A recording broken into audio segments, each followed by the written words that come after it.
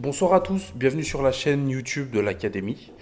Aujourd'hui, retour de Grigny pour parler de ce match aller de la demi-finale de Carabao Cup où Manchester United a été assez sérieux puisque on s'est imposé 3-0 sur la pelouse du City Ground grâce à des buts de l'inévitable Marcus Rashford qui porte désormais son total à 10 buts en 10 matchs. Enfin, sur les 10 derniers matchs, je crois qu'il en a plus sur la saison. Enfin, non, il en a plus sur la saison.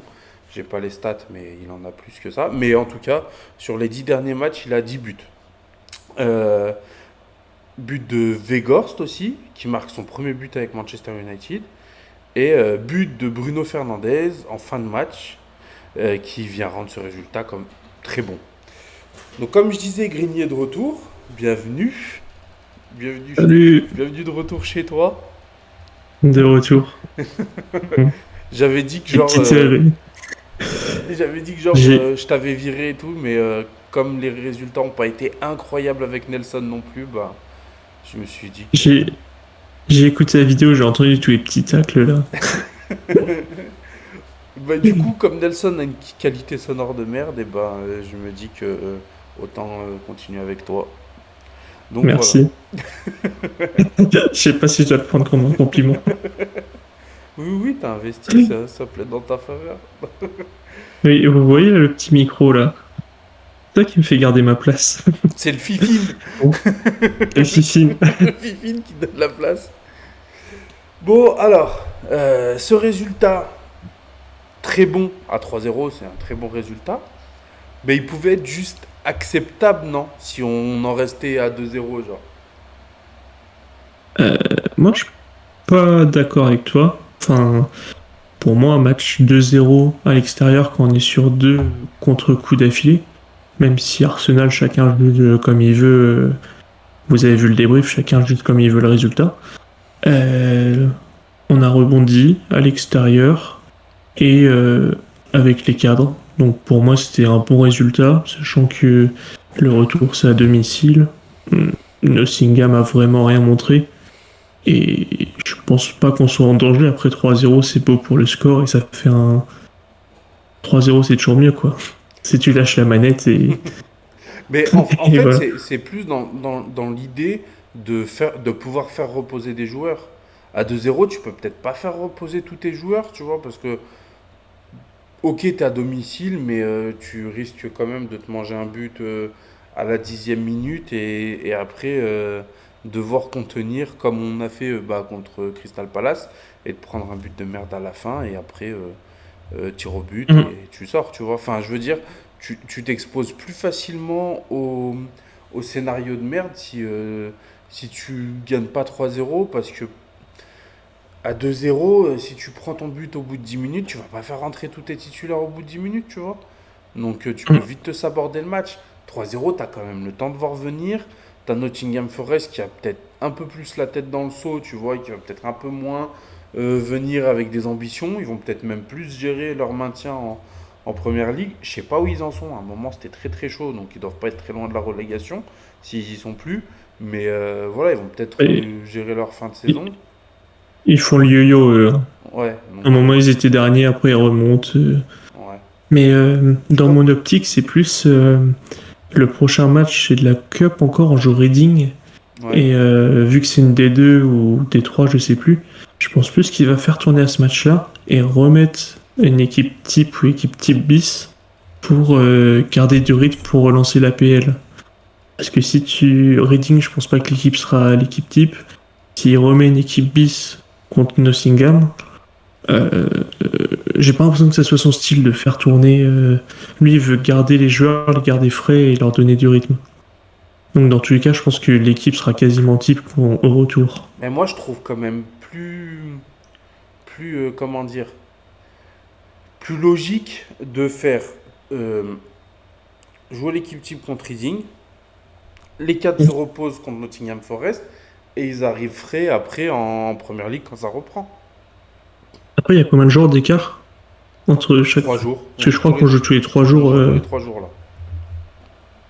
Ok. Sur le premier mois, on fait Ouais. 10 matchs. Sur le prochain mois. Ah oui, on joue le 1, le match retour, et le 4 contre Crystal Palace. Ouais. où on a une revanche à prendre. en plus. Donc, donc c'est pour ça que, ouais, Oui, dans cette optique, ça peut être. Oui.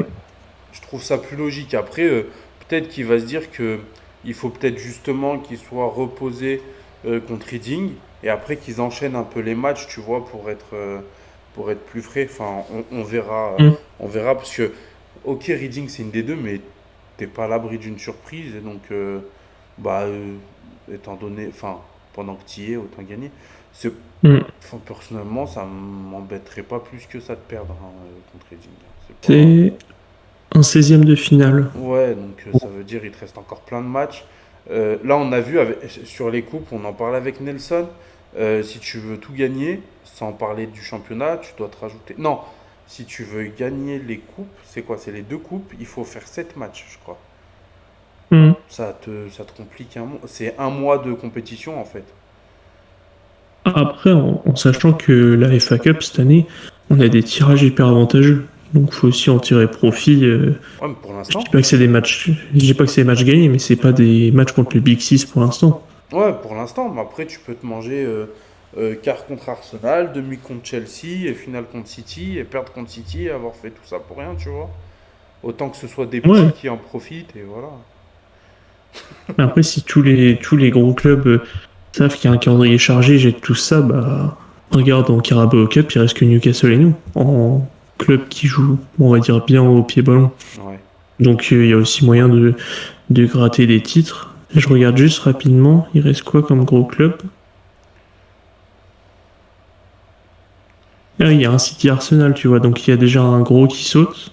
Ouais. Et Oui. après, je vois pas de gros club, à moins qu'il y ait deux côtés du tableau. Non, c'est 16e. Non, après, il reste Liverpool, Leicester. Donc en soi, moi je pense qu'il faut la jouer. Enfin, tant qu'on a là, par exemple, Reading, ça devrait être une formalité, Ouais. logiquement, si on est sérieux. Donc après, on arrive direct en 8e, il reste plus beaucoup de matchs, hein. Ouais. Sachant que c'est penalty direct. Ouais. On verra en tout cas la gestion de Mm. Ten Hag. Et puis, c'est sûr que de toute façon, tant qu'on joue les matchs, il faut les gagner, hein. Moi, c'est juste que C'est ça, ça. je vais pas râler si on perd le match, quoi. Ça fera chier sur le moment. Et après, on passera à autre chose. On se dira que ça nous allège le calendrier. Mm. Enfin, bon. D'ailleurs, d'ailleurs, je vais rebondir sur ce que tu viens de dire en parlant de gestion de Tenag. Est-ce que aujourd'hui on peut lui louer ses bons changements qui lui est beaucoup reproché, ce que vous lui avez reproché dans la dernière vidéo? Alors, attends. Parce que tu veux nous prendre un parti comme ça, mais toi, tu trouvais qu'il avait fait des bons changements? Moi, je dis juste que Fred, c'était pas une mauvaise idée dans l'absolu. Alors, on va pas refaire le truc, mais On va pas refaire le truc. On n'a jamais dit que Fred c'était une mauvaise idée. On disait que Fred, pour Anthony, c'était une mauvaise idée. Oui, après, euh, on va pas relancer le truc, mais juste, je pense dans sa logique, avec les moyens qu'il avait, il pensait pas pouvoir gagner le match, il voulait juste garder le nul. Ouais, mais c'est ça Maintenant, qui c'est un m'embête. choix, c'est est-ce qu'il faut vouloir gagner le match ou est-ce qu'il fallait gagner le 1 point et plus bloquer Arsenal que nous engranger des points, c'est un autre débat. Ouais.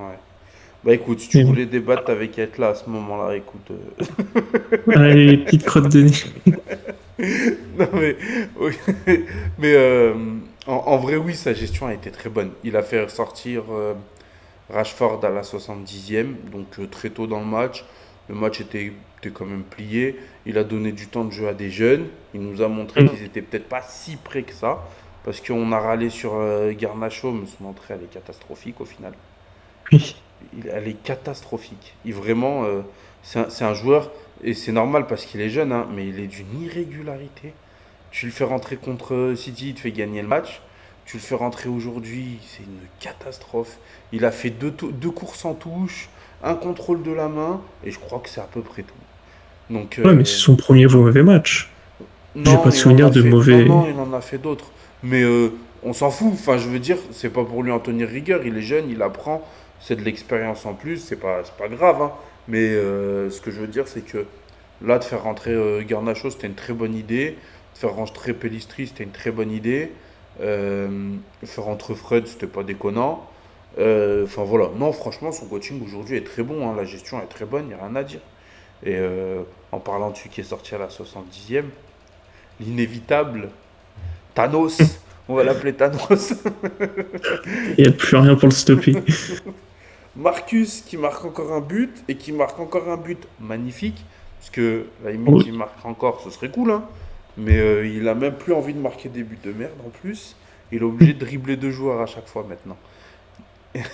Euh, Rashford, en fait, je voulais juste développer un point. Tiens, d'ailleurs, je vais te demander à toi d'abord. Ouais, mais je Voilà, t'ai donné mon point de vue.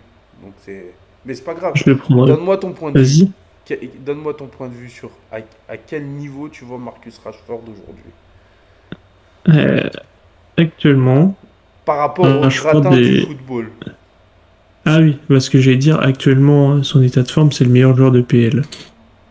Mais par rapport au gratin du football, on est tous d'accord que c'est pas le meilleur joueur du monde, mais actuellement, son état de forme, dans tous les clubs du monde, il est titulaire.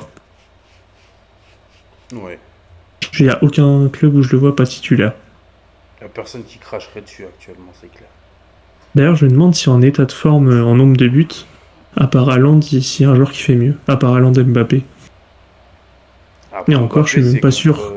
le pays de Cassel, il en a mis 5 déjà. Donc, enfin, Encore, je c'est suis pas même pas 5. sûr que Haaland, je crois qu'il restait sur 2-3 matchs sans but, hein. Bah, il Donc ça marque se pas trouve, contre nous et je crois qu'il marque après. Bah oui, ce week-end, il j'ai... marque contre nous. Il marque contre je sais plus qui. Bah, il met un triplé même. Mais avant, je crois qu'il marque pas justement. Ben, moi, c'est Avant le le match. seul truc sur Rashford. Je pense que c'est un des axes de progression, parce que je pense pas qu'il en ait qu'un seul. Mais un des axes de progression, c'est déjà la constance dans les matchs. Il a tendance à exploser au début de match, marquer son but et après un peu se calmer. Et moi, j'aimerais bien le voir faire un match, bah, mettre un triplé, quoi. Tu sais, Hum. c'est vraiment ouais, Après, le match référence. Il colle un triplé. après est-ce qu'il se préserve pas aussi? Qui sait qu'il a eu des gros soucis de blessures et tout quand il était vraiment au top. Donc est-ce qu'il il la joue pas plus intelligente? Il sait qu'il fait le taf, il sait que l'équipe va gagner. Bah, ça veut dire que c'est une limite physique qu'il a et qu'on ne pourra pas attendre mieux de lui. Et c'est dommage parce que ça veut dire qu'il n'atteindra pas un niveau, le niveau auquel il peut aspirer, quoi. Ouais. Enfin, mais en tout cas, on est assez d'accord. Moi, je pense que il est tout seul à sa table, que personne ne s'assoit à sa table. Pas pour dire qu'il est devant Mbappé et Haaland, mais c'est surtout que justement Mbappé et Haaland sont à peu près à la même table. Si on va se faire tirer dessus par certains, mais je m'en fous. Et pour moi, ils sont à peu près à la même table. Puis il y a le reste du football. Et puis entre les deux, t'as Rashford, quoi. Je pense pas qu'il y a beaucoup de joueurs qui atteignent son niveau. Il y en a peut-être un ou deux à sa table aujourd'hui, mais pas beaucoup, quoi. Et, euh, et franchement, enfin voilà. On sait même plus quoi dire. Ces matchs sont bien. Euh, ils marquent des buts. En plus, on en a besoin, puisque les autres n'en marquent pas. Sauf Wout Weghorst. Le fameux. Le fameux Wout Weghorst qui marque son premier but aujourd'hui. Est-ce que Hum. est-ce qu'il va avoir l'effet ketchup? L'effet je marque un but, j'en envoie plein derrière? Ou est-ce que Ah, bah, ça reste quand même un joueur limité, il va nous marquer un but par-ci par-là en vrai, je vais te redire mon avis qu'on a parlé en off pendant le match. C'est que Weghorst, et je pense que beaucoup ici, le voyaient comme un pur buteur, un pur renard des surfaces. Et en fait, il s'avère que c'est limite l'inverse. Il est dans le cœur du jeu tout le temps. Il participe tout le temps au jeu et dans les pressings, tout ça, mais on le voit très peu dans la surface.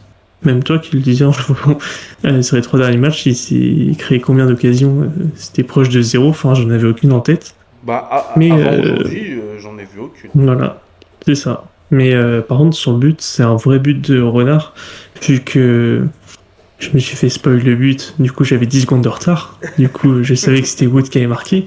J'ai regardé ses déplacements individuels, et c'est là où tu vois que il a quand même l'instinct de buteur. Puis il y a une sorte d'appel contre appel, il sent direct que le ballon va être repoussé, Ouais. et c'est fort. Ouais.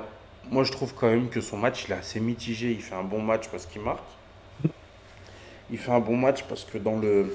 En fait, je peux pas dire mitigé dans le sens où il a été bon dans le jeu et il a marqué. Le seul Mm. problème, c'est que si on le juge par rapport à nos besoins, c'est-à-dire un buteur qui bute, bah ça va être compliqué. Moi, je le vois pas comme un mec qui va nous mettre beaucoup de buts et des joueurs qui participent déjà. Moi, je trouve déjà. Enfin, on a des joueurs qui aiment bien les jouer haut, comme Bruno, tout ça. On n'a pas forcément besoin d'un joueur qui va redescendre chercher le ballon comme Weghorst, tu vois. Bah, on Moi, je n'a pas besoin d'un Martial bis, Bah ouais, moi je pense c'est qu'on a ça? plus besoin de quelqu'un qui va un peu camper dans la surface et essayer de mettre sa tête, alors que Weghorst, bah j'ai pas l'impression que ce soit un giga joueur de tête, à moins que là ce soit les Ouais. débuts à Manchester, mais les derniers matchs il rate beaucoup de duels de la tête. Aujourd'hui, il a deux têtes à jouer, il la touche même pas à chaque fois. Bah, Après, ils sont pas faciles, les têtes, hein. oui, elles sont pas faciles, mais après, quand t'es un bon joueur de tête, t'essaies au moins de. Enfin, Ouais. c'est pour ça, je veux pas tirer de conclusion trop hâtive par rapport à ça, mais voilà, j'attends Bah, de voir. C'est sûr que son apport dans le jeu est très intéressant. Il est au pressing, dans la déviation, il est bien, il est assez intelligent, il s'est combiné avec ses coéquipiers, c'est très bien. Mais on s'en fout. Enfin, je veux pas être méchant, mais on en a rien à foutre. C'est bon, des joueurs qui savent jouer au c'est ballon, on sûr. en a. Maintenant, il nous faut que des joueurs qui vont la mettre au fond. Parce que Rashford, s'il a une petite méforme d'une dizaine de matchs, ben, on va être dans la merde, là, clairement. C'est vrai. Donc voilà. Et il y en a un autre joueur dont on voulait parler. euh, Anthony. On en Hmm. a un ici qui a beaucoup, qui l'a beaucoup défendu. Anthony, aujourd'hui, quand même, il fait, moi, je trouve quand même que il monte en puissance le garçon quoi. Genre, il était nul à chier et petit à petit tu dis ah il y a un petit truc, ah il y a un petit truc, ah il y a un petit truc contre Ouais. Arsenal, ah c'est une bonne première mi-temps. Et là aujourd'hui bah, c'est un bon match. Il manque juste la finition mais c'est un bon match. Donc même si c'est la coupe mais ça reste une équipe de première ligue. euh, je suis quand même assez optimiste moi pour l'avenir d'Anthony. Il pouvait Hmm. m'exaspérer, mais à aucun moment on a douté de lui, de sa réussite ou de son talent, hein. Mais ça fait plaisir déjà d'une que ça revienne aussi vite, parce que tu as des joueurs qui partent en dépression pendant 2 ans quand ils connaissent ce trou d'air. Et, et puis ouais, aujourd'hui on a vu ses qualités quoi. C'est ça. Après, il reste encore beaucoup de choses à améliorer. Surtout, c'est pas si sa vision de jeu ou sa qualité de passe, mais il y a plein d'actions de jeu qui ne sont pas. Moi, j'ai surtout celle en tête pour Weghorst, où il la met à Bruno, où Weghorst était vraiment tout seul dans l'axe et il partait au but, quoi. Je sais pas si Mhm. tu t'en souviens. Mhm. Et du coup, c'est ça qui a amélioré parce que Mais il est peut-être très il- intelligent et il sait que Weghorst, il a une giga caravane derrière lui, qui tracte un 50 tonnes derrière lui et qui n'ira pas jusqu'au but. non, mais en fait, oui, il est très bon et là, je vais juste parler du point négatif, c'est qu'il joue souvent dans le même registre. Et s'il arrive à diversifier ça, je veux dire par sa vision de jeu, s'il sort des passes qu'il fait moins d'habitude, parce que même ses passes, c'est souvent les mêmes, c'est soit une sorte de faux centre enroulé pour Bruno, quelqu'un qui part dans le dos des défenseurs, ou soit s'il va crocheter, revenir vers l'intérieur. C'est souvent le même schéma qui se passe.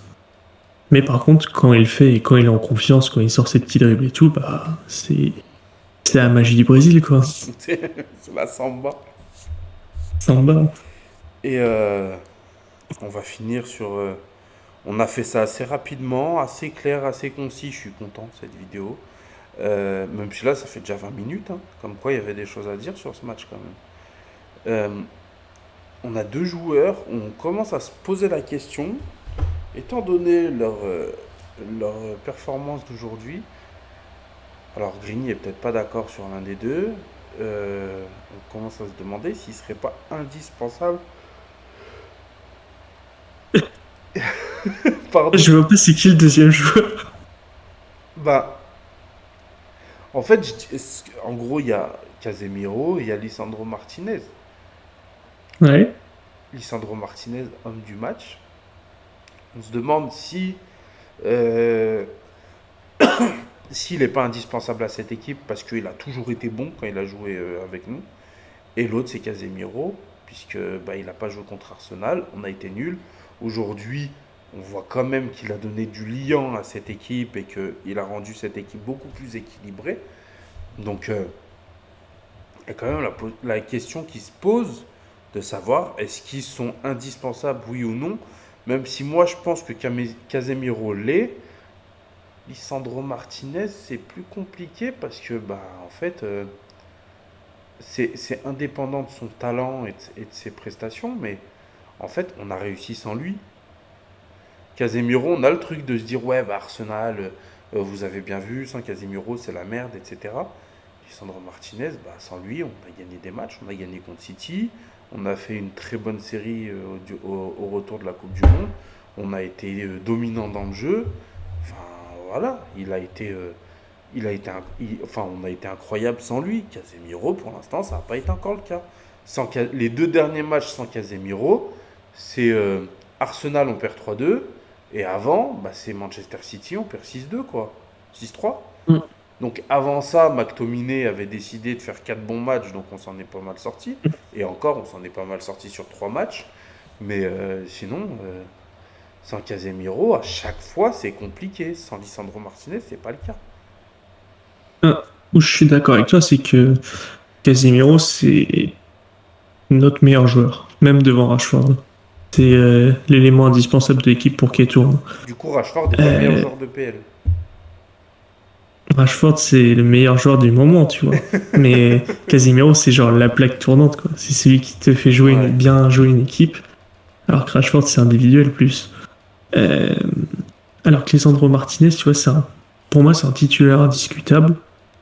Mais il n'est pas au niveau leader technique, leader charismatique de Casemiro. Puis Mais il change pas la face d'une équipe, Lisandro Martinez. quand même, ses deux dernières performances, il a réussi à faire éclipser Shaw. Il sortait de je ne sais combien de bons matchs, très bons matchs en défenseur central. Là, il finit homme du match sans avoir marqué ni rien. Donc, je pense que c'est très rare un défenseur Mais en qui finit fait, homme du match. tu as des joueurs qui font leur travail à merveille et tu te dis que sans eux, tu peux pas tourner. C'est le cas de Casemiro. Lisandro Martinez, il fait partie des joueurs qui font leur travail à merveille, qui sont incroyablement bons et que tu sortirais sous aucun prétexte du 11. Mais s'il n'est pas là, ça va le faire quand même. Je suis quand même plus serein s'il est là, hein. C'est mieux, mais moi j'ai pas peur quand il n'est pas là. Contre Arsenal, tu penses pas que c'est encore pire s'il est pas là? Luc Shaw. Si Luc Shaw est dans un bon jour, ça va. Si Maguire est dans un bon jour, ça va. Enfin, c'est peut-être aussi ça le truc aussi. C'est peut-être parce qu'on est plus fourni en défense centrale qu'au milieu. Parce qu'on n'a pas de 6 dans notre effectif. Donc forcément, sans Casemiro, tu vas faire quoi? Oui, c'est ça. C'est peut-être aussi, cette impression, elle est peut-être due aussi aux limites de l'effectif, tout simplement, hein. Parce qu'on a des défenseurs centraux où tu dis sur un match, ils peuvent tenir. Lindelof, tu dis, bon, bah, sur un match, ça va aller, c'est genre comme aujourd'hui. Ouais, vite fait, hein. Oui. Tu te souviens le centre? Il m'a traumatisé. Sur- Puis sur le but là qu'on prend, qui est finalement hors jeu, je trouve pas ça défenseur Mm. reprochable, hein. Mais ouais, vraiment, Martinez, par contre, il m'a vraiment impressionné aujourd'hui, hein. Dans les interceptions, Match dans. magnifique. Pour Mm. moi, Arsenal et aujourd'hui, les deux fois, c'est l'homme du match. Je Mm. sais plus si c'est lui qui a eu le trophée à Manchester pour, euh, pour le match contre Arsenal. Mais en tout cas, aujourd'hui, Arsenal, pour moi, c'est l'homme du match. Mm. Mais après, la différence entre Casemiro et Martinez, c'est l'âge aussi. Casemiro, enfin, il a tout Il a gagné, l'expérience, ouais. voilà. Alors que Martinez, il sort d'un championnat qui est même pas top 5 européen. Enfin, il n'est pas dans le top 5 des grands championnats et il arrive en même pas 6 mois, il s'impose en titulaire. Ouais. Il s'impose comme un des meilleurs défenseurs de PL, on peut le dire. Et, Si ce n'est le. et- oui, et il avait énormément de pression sur lui parce qu'il y a tous les journalistes, tout le monde qui est tombé dessus par rapport à sa taille, par rapport à je sais pas quoi. Au final, il est là, il prouve, Mhm. et, et voilà. Ouais. Il y a même des personnes au sein de la fanbase qui disaient ouais, il est en conflit avec Tenag, nanani, nanana. Ah ouais? Hein. Ouais, toi, Faut attraper leur veste à ces gens-là. Monsieur Lassab. Mais c'est pas contre lui. Ah, en plus, il balance mon nom comme ça. Bon, bah, c'est moi qui fais les visuels. Ton nom va s'afficher sur ta cam aussi. Non, mais Bah, t'as voulu lui inventer un problème avec Tenag. À un mais moment, j'ai faut pas tricher aussi. voulu. J'ai dit juste que voilà, il y avait une déclaration qui était suspecte et voilà. Oui. Ouais. C'est qui le prochain? C'est Garnacho? Tu vois venir, là tu commences, ouais, avec prestation Écoute, on catastrophique. a des vues à faire. Hein. On va pas se gêner. Prochaine vidéo sur Garnacho bientôt. Quand Quel vous est le allez voir la problème? prochaine miniature, un, un montage de Garnacho et Tenag face à face avec un éclair au milieu, bah vous saurez que c'est juste Mehdi qui essaie de te gratter un peu de buzz. Voilà. C'est ça. Remplir le frigo. Exactement. Bon, et ben ce débrief, au final, il y avait pas mal de choses à dire. On a Mm. presque à 30 minutes de vidéo. Il nous reste à vous dire bah, merci de nous avoir regardés jusqu'ici. Euh, merci bah, pour la force que vous donnez.